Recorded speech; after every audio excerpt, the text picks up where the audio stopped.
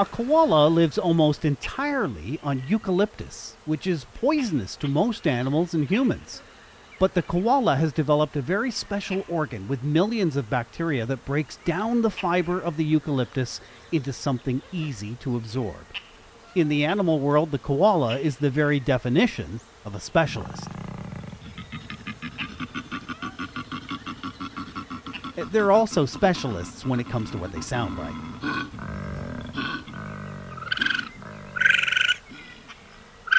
A raccoon, on the other hand, is very much a generalist. It has a wide diet, is an omnivore, lives in any area with trees, brush, or structures, and as you know, isn't afraid of invading your suburb. It'll go anywhere. To use a forest as a metaphor, living species reside on a scale with the generalist on one end and the specialist on the other. Specialists tend to survive only in a narrow range of conditions such as diet, climate, or camouflage. Generalists are able to survive in a wide variety of conditions and changes in the environment, including food, climate, and predators. So that leaves the specialist only able to thrive when the conditions are just right. They fulfill a niche and can cope with known risks. The generalists are better at adapting to change quickly. The specialists are living proof that adaptation to change over the long term produces niche abilities. And you can apply this model in many different areas, including the business world. The really big companies like Coca-Cola or Procter & Gamble are examples of generalists today with diversified products. But they didn't start that way. They started as specialists. Today, on Stories and Strategies, why finding your niche might be the right recipe for your career.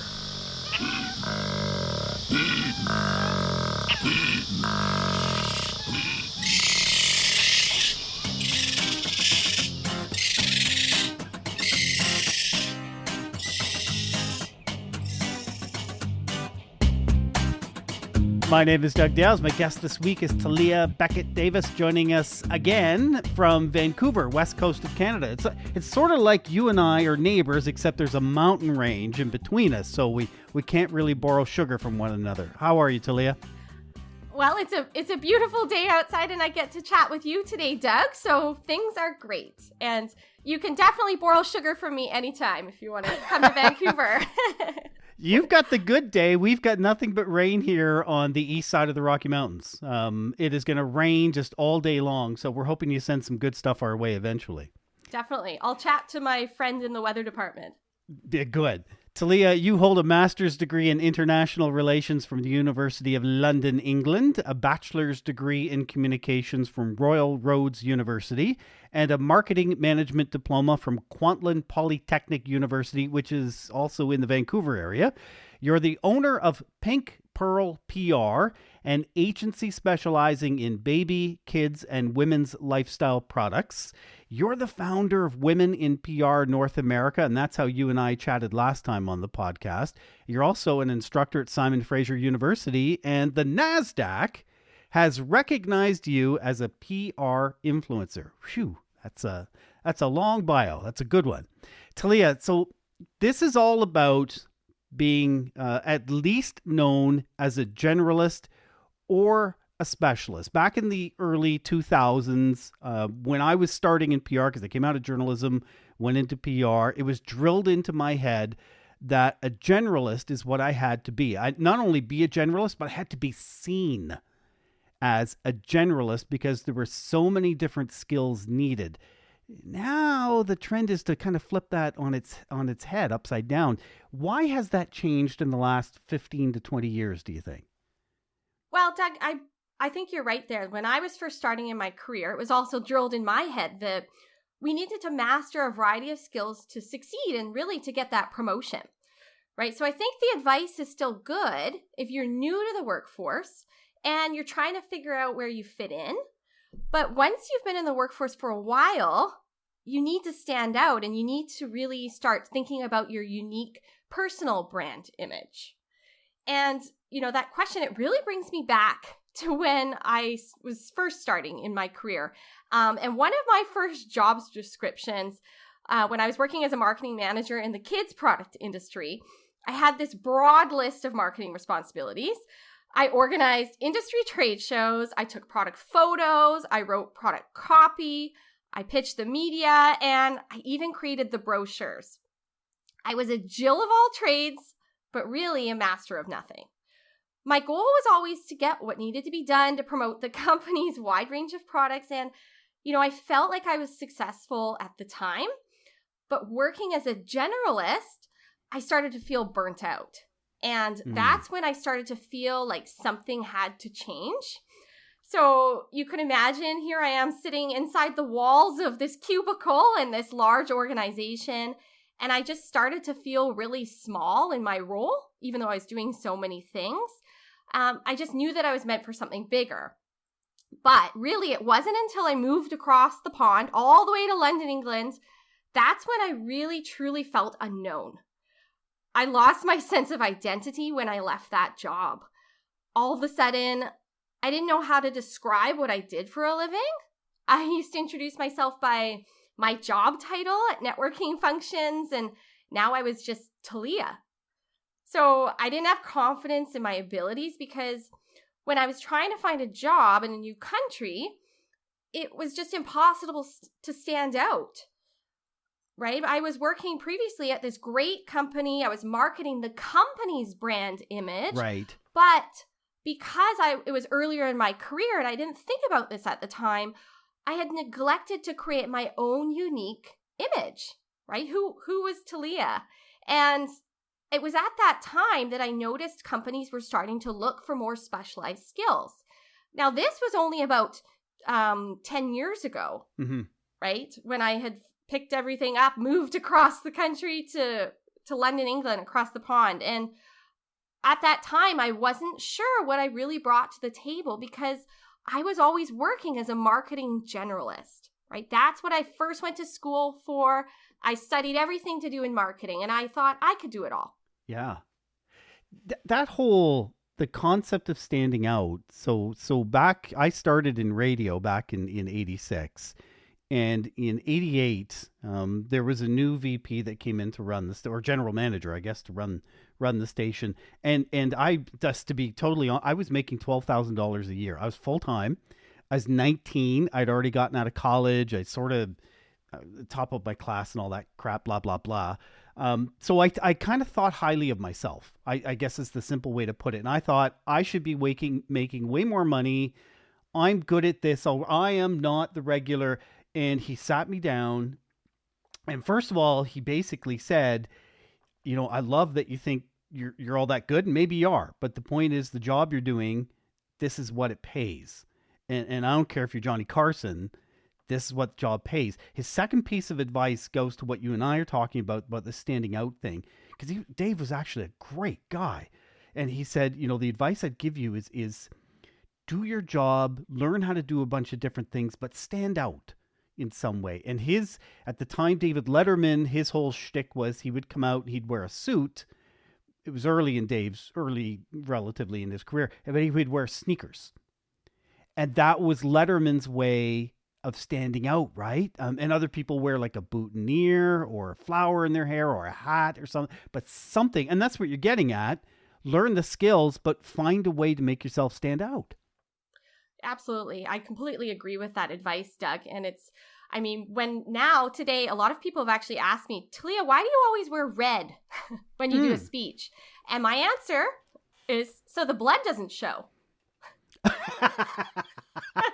I work in PR and I have to put out so many fires. But it's also because, red, I feel very confident in that color. And for me, that's just a small thing that just helps me stand out. And nothing to do with my day-to-day responsibilities, but it's just something simple, as you mentioned, the sneakers. So someone just getting into PR, we did an episode a couple of weeks back about new PR grads, and I heard you say, when you first get into the industry, maybe accept the generalist role, but how quickly should they be looking for what their niche is going to be? Because some will have an idea right out of high school, they know, and then others, they're 35, 40, and they still haven't quite quite found it. When should you start looking for that?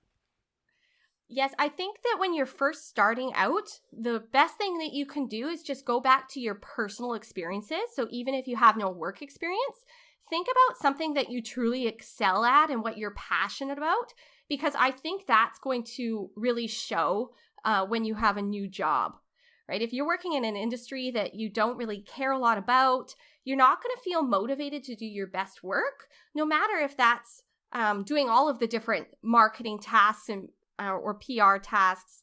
I think that's one way you can first start standing out in your career. And then once you get a little bit of experience under your belt, you do need to pick something to specialize in, right? Maybe it's that one skill, maybe you're really great at getting products featured in major magazines. That's one facet of PR that you could focus on. Or maybe you're really great at working with company executives and helping them get these amazing interviews, right? That's the whole thought leadership side of PR, and you're promoting someone's services or personal expertise. So I think there's different ways you could start specializing in your field as you get a little bit of experience under your belt. Okay. And very simply, I find, there are just too many channels in communications these days, right? Not that there weren't a lot of channels back in the 80s and 90s and early 2000s, but my goodness, there are so many different, and podcasts, which have been around for 10, 15 years, that's one of the evolving newer channels for people. It's too hard to learn them all. In fact, there's nobody that can learn, not even your VP, no one that can learn all of them. What we're saying is have an understanding of these, but find where you really hit the baseball pretty hard and what your core skill set is. Yes, I agree with that, Doug. So say your example with podcasts is that's actually become a very specialized skill in the PR world as well. Someone that helps with that type of media, or maybe it's even with video and helping people be great on camera. So I think there are lots of different ways that we can specialize in the field of public relations or communications.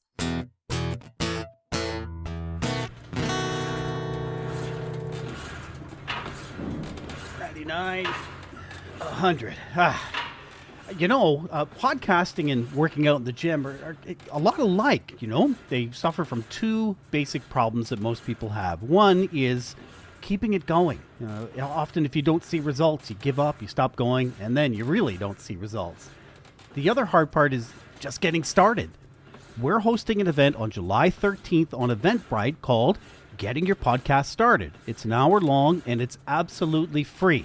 If you've been thinking about getting started with a podcast, this is a great event for you.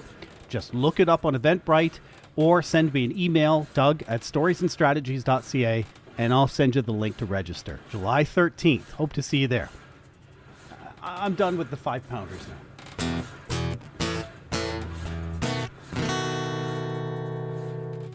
Do you have to become a consultant, do you think, to be a specialist? Or can you be a specialist and be a full-time employee? I think that you can specialize in something full-time, but it's a lot easier to do it if you're a consultant, in my opinion, because you have the opportunity to really choose your path when it's your own business. I think when you are working for another company, it tends to be that you still do take on all of these other responsibilities. I couldn't imagine, say, a VP of communications or a communications manager saying, the only thing I'm doing in my job is creating podcasts. Right. Right, just as an example.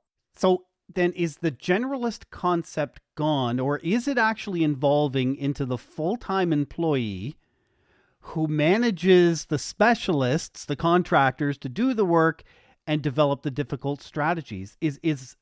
And supplemental to that, if that's the case, is the full-time employee developing their own niche where they are truly a project manager?